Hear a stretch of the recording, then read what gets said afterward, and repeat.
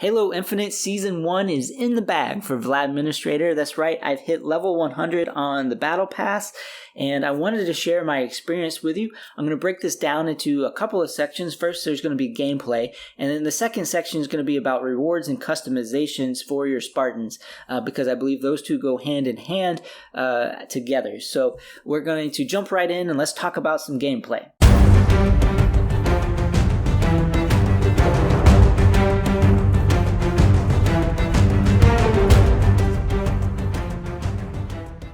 Let's start with the fact that this does feel very much like a traditional Halo game. The gameplay plays like Halo. It isn't a Call of Duty clone or any other first-person shooter clone. It very much has its own heart, and I believe that they were able to modernize it by adding the grapple shot into the game to avoid those type of situations where you feel like you're in a corner but you don't have the tools to get out of that you're just set to die from the other team swarming you in an inopportune location. So I think the grapple shot adds a new element of gameplay, plus some of the other things that you can pick up, like the thrusters and things like that. So overall, I'm very happy with the way the game plays itself. The level of control for customization settings is very much appreciated. You're able to adjust the dead zones and the sensitivity of your joysticks, and I really like that. Paired with my Elite controller, I am very happy with the customization that you can do for your gameplay experience and making it fit to what makes you play best. Also like that you have the ability to change your enemy and friendly color highlightings during multiplayer matches. That is very beneficial for our friends who may have disabilities, with their sight and things like that, so they can set it to a color that stands out for them and they're happy with. Now, let's move into game modes. This had a gaping hole when it released. It has no dedicated Slayer playlist. It does now. They listened to us. They released it. But I feel like they were withholding it so that they could put it into some sort of event or something like that. And really, a Slayer playlist is the heart and soul of Halo multiplayer. The fact that it was not there is a major oversight from 343. A very big miscalculation on their part. Also, there is no Forge game mode, and this is a big one. It was a big part of what my friends really enjoyed about Halo, as being able to create custom matches and custom experiences and to share that with other players that you meet along the way, having those as downloadable files so they could play them with other people. And I really think that they need to put this game mode into the game sooner rather than later, because it's going to allow creativity from the community, keep interest, and allow unique experiences within the game world that they have created. Also, I want to mention that theater mode is a complete disaster. You can bookmark your matches, but don't think about going back 2 days later and watching the same match. No, that will be deleted. You will be able to see your match results, but you will not be able to watch the tape. So theater mode is a big disappointment. I wanted to be able to save some of my best matches. I have had some of my best Halo matches ever inside of Infinite. Unfortunately, some of them I was unable to go back and get video of because the theater mode managed to delete them, even though they have been bookmarked. Now, moving on from game modes, let's talk about challenges. I believe that the challenges, when they first came out, were asking a little much. You needed to play Halo a lot to get these done because of the way things that they were telling you to do. Do something in a specific game mode that doesn't have a dedicated playlist. Kill things with a weapon that you don't get on a regular basis, doesn't regularly appear on most maps. That type of thing prohibits your progress towards it and leaves you really feeling like you can't make progress. I think they have corrected that. I believe when they do the events, they've also put a lot of easily achievable things within that game mode to draw players into the event. So I'm happy with those type of challenges that they put in. So I think the changes we've seen with the challenges are good. There may be a few hard ones stuck in the mix, but that's what makes them a challenge, not just like a pushover type thing. But I do think they also need some better rewards. I will give an example. One of the rewards earlier, and I think it was in December, was a splatter kill Spartan ID background. But that background's pretty basic, and the last challenge was to get splatter kills, and there's not they've made some changes now, but there weren't a lot of modes where you could just find vehicles running around. So it took a while for me to complete that and to get the splatter kills. So I feel like something cooler, like a splatter death effect. Like when you run somebody over, you get the skull from the battle pass, the kill effect. Maybe they could have done something cool like that for a splatter kill with your vehicle as an attribute to the vehicles that you could apply. But no, they weren't very creative. They just gave us a Spartan ID background. So I think they can do better with some of these weekly rewards that they are giving through the challenges. Also, let's move into balance. Matchmaking, I feel, can be hit or miss at times. Sometimes you get into a match and you can tell that your team is way better than the opposing team. The kills are ranking up. You win by over half the necessary kills to win the match. And then other times you're on the back end side of that where you're just getting destroyed. The best matches are the ones where everything is balanced, and hopefully they can come up with a good way of ensuring that these things stay balanced as we move forward. I definitely think there are a few weapons that could probably use some balance adjustments, but the biggest one that stands out to me is going to be the pistol. I believe it's a little bit overpowered. You can kill someone faster with a pistol at any distance than you can with the assault rifle, which is not realistic, right? Yes, a close range pistol could take you out in about one hit if we're talking realism, but if you're comparing it to the fact that it'll kill faster than an assault rifle spewing bullets at you, hitting the same head, no, it shouldn't be doing that. So the pistol could probably use a little bit of a rebalance. I think it's a little overpowered at the moment. The Fiesta game mode, I think, needs a little bit of rebalancing with the weapon combo rotation. It can be very frustrating when you see a ton of people running around with power weapons like rocket launchers and cinder shot, when you continue to die and just get the same combo of pistols at the same time or assault rifles and battle rifles at the same time. Don't get me wrong, you can kill people with those weapons, but it is not something you can take them out in one shot with, as opposed to someone running around the corner with a rocket launcher in your face. So it's very frustrating when you continue to get the same weapon combos over and over again inside that game mode. So they need to make sure that it's more random when you get those weapons for cycling through to make this game mode continue to be fun for everyone. And then let's talk about events, because they're a big portion of the gameplay. The events have been very fun. I really appreciate the related weekly challenges that they brought to the game, so that it brought people into the event. So if 10 of your weekly challenges are to complete things in Fiesta mode, and Fiesta mode is in league with the event that is currently playing, then it gives a synergy. It brings players into that playlist so that you have a very healthy event. I'm happy about that. The Cyber Showdown event was very fun. I really enjoyed it. I liked the neon themes and the addition of attrition to the game. Now, attrition didn't stay after the Showdown event ended. I do hope that it comes back on a fairly regular basis, because it has become my favorite game mode. Why? Because it is giving you the fast-paced matches. It's not just about kills. You do have to have a little bit of strategy there. I'll give you an example.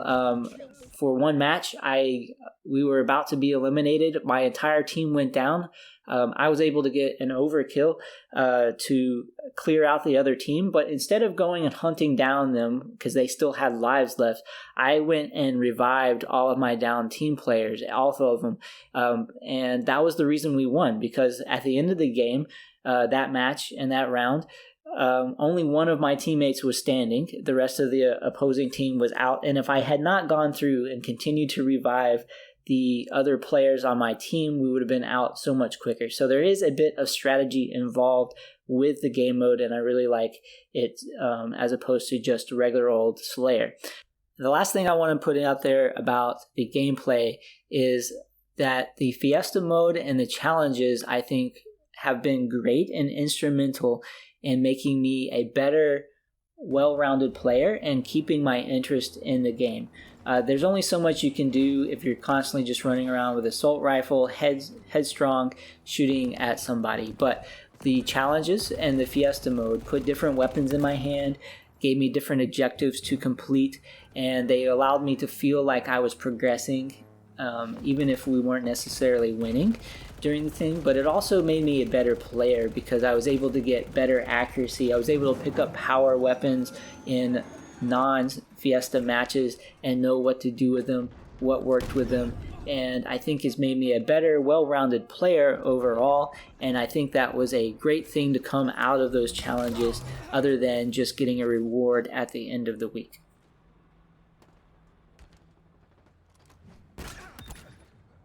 All right, let's talk about rewards. You paid for the battle pass. What'd you get out of it? So, I will say free progress is appreciated, but I think it's just there so you can see what you've missed out on, so that you're more likely to buy the battle pass if you see something you like.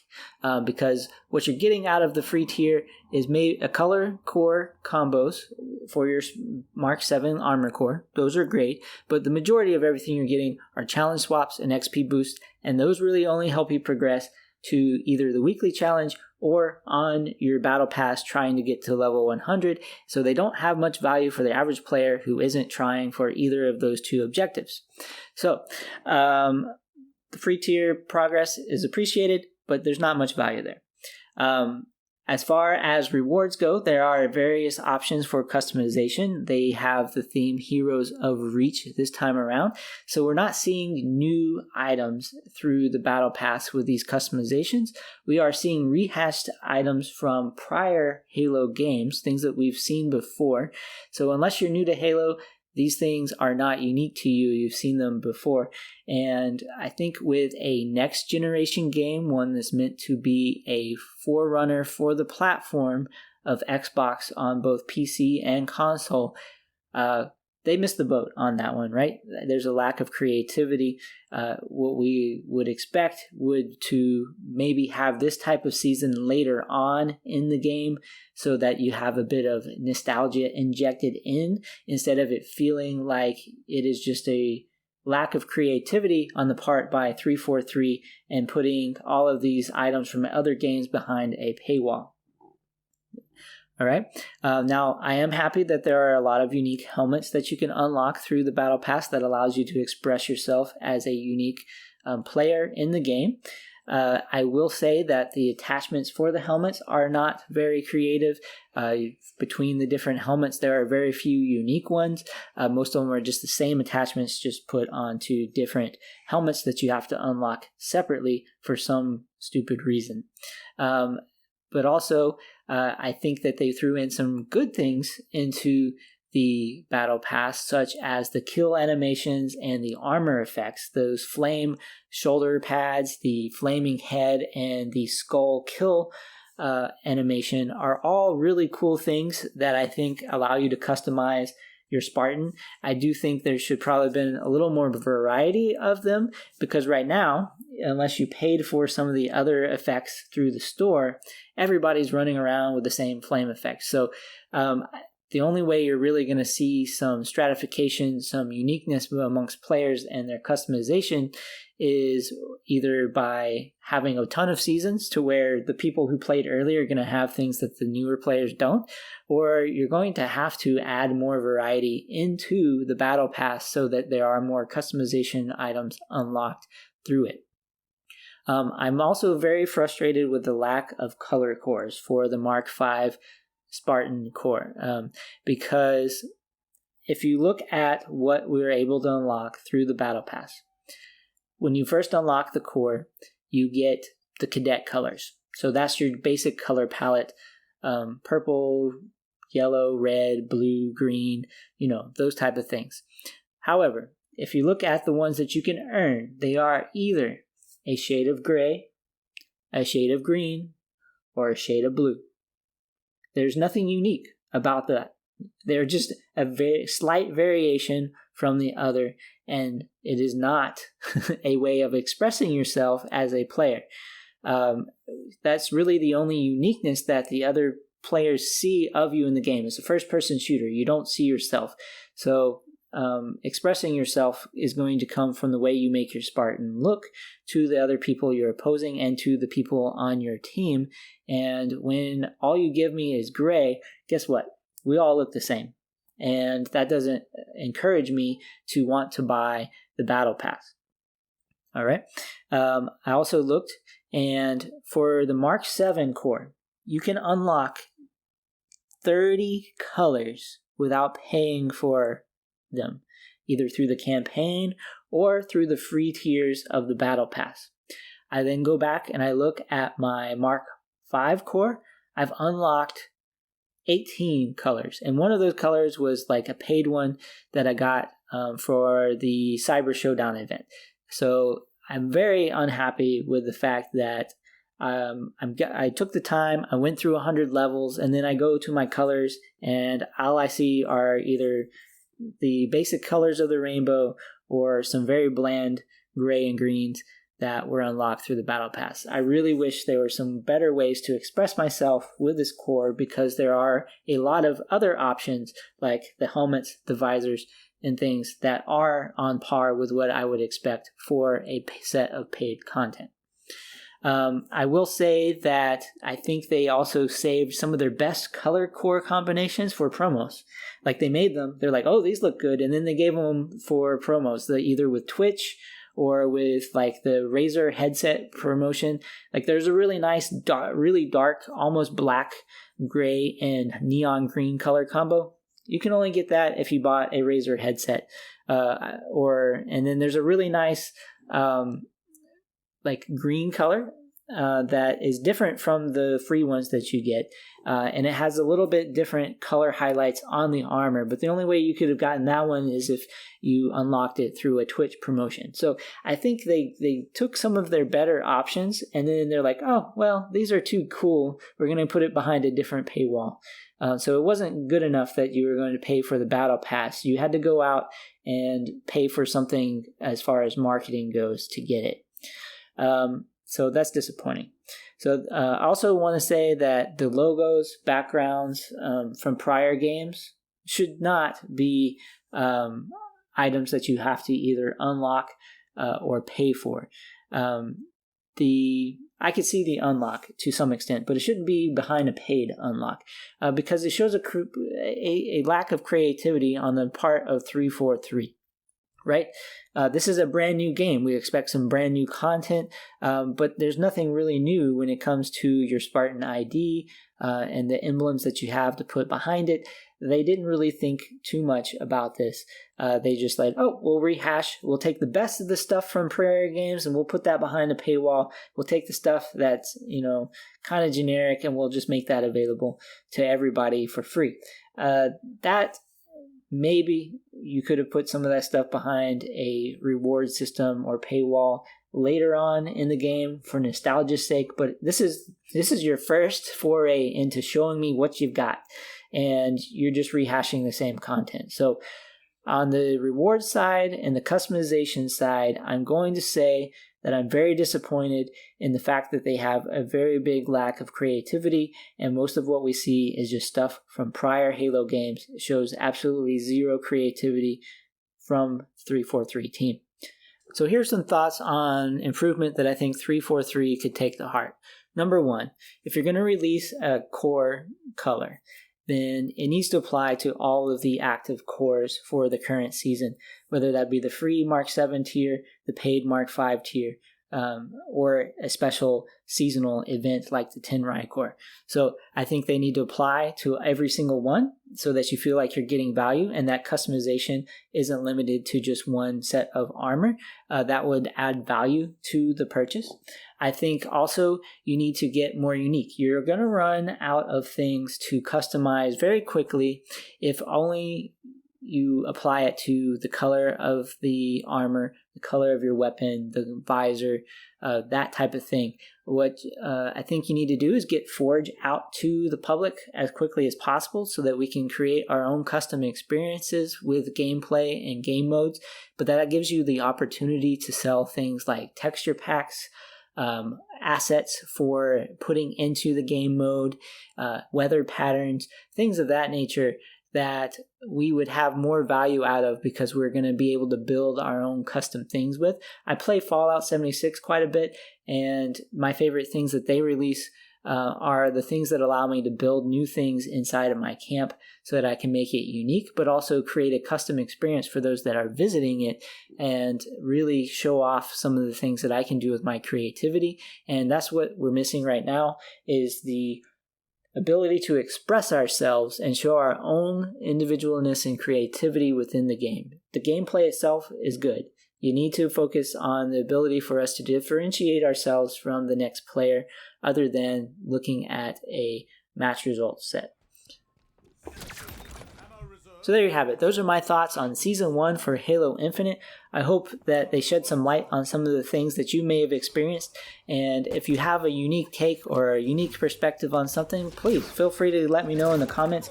I'd love to have a dialogue with other players so that we can kind of see what the community is thinking as a whole, and get some information back to 343 so we can help build a better game, because they are being proactive, they are listening to us, they are making changes. So hopefully that means that we will be able to help shape this into the game that we really want it to be as we move forward. Don't forget to like, share, and subscribe for the latest content from Vladministrator Gaming. And until next time, I'll see you in the Wasteland.